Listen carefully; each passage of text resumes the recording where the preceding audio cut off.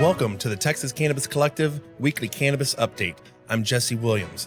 Lone Star Collective and Texas Cannabis Collective updates are sponsored by Austinite Cannabis. Austinite is an Austin, Texas, locally owned and family-operated producer and seller of handcrafted cannabis products. To learn more, visit austinitecannabis.co.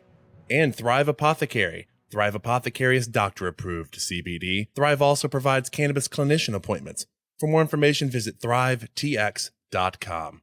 Support also comes from Cliff Cultivators. Cliff focuses on quality assurance with their hemp products. For more information, visit oakcliffcultivators.com.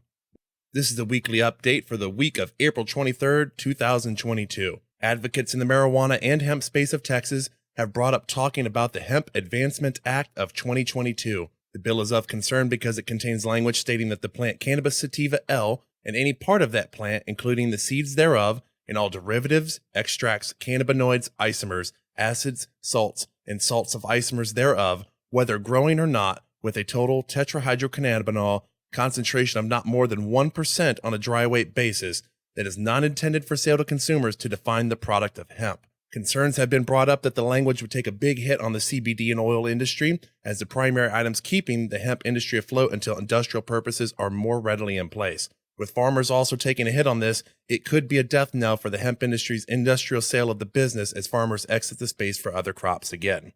Senate Majority Leader Chuck Schumer has stated that he promises to have his marijuana legalization bill filed in the Senate before the August recess later this year. Schumer made the remarks at the National Cannabis Policy Summit held at the nation's capital. Initially, Schumer had stated the bill would be out by April of this year, and in the past weeks began walking back those comments. Senator Ron Wyden and Cory Booker have stated that the extended timeline are necessary to work on refining the bills with input with the public and lawmakers. This is all being done to overcome a steep vote threshold for passage in the chamber when not all Democrats are currently on board. About why he is filing the bill, Schumer states, "It's the right thing to do. It's about individual freedom and basic fairness," noting that the war on drugs has been a war on people and overwhelmingly people of color.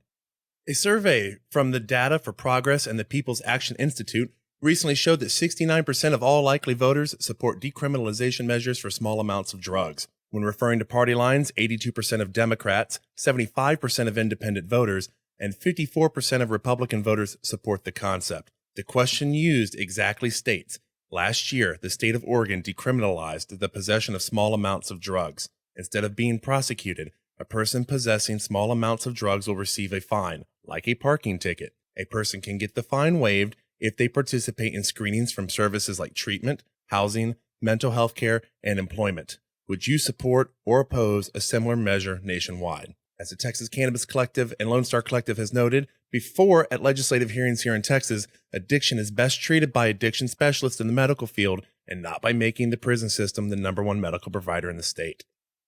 The New Jersey Attorney General Office memo about off-duty police usage of cannabis is facing pushback after legal sales started in the state. Assembly Speaker Craig Coughlin stated that he expects to see legislation filed to address the issue.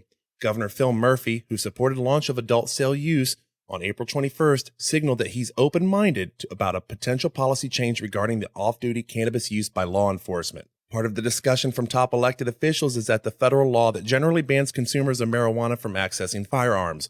Others have noted that there is an exemption carved out when it comes to the distribution of firearms to government agencies. I'm Jesse Williams, and that will do it for this week of Cannabis Review at the Lone Star Collective and Texas Cannabis Collective. Catch it every week and visit texascannaco.com to subscribe to the articles as they appear.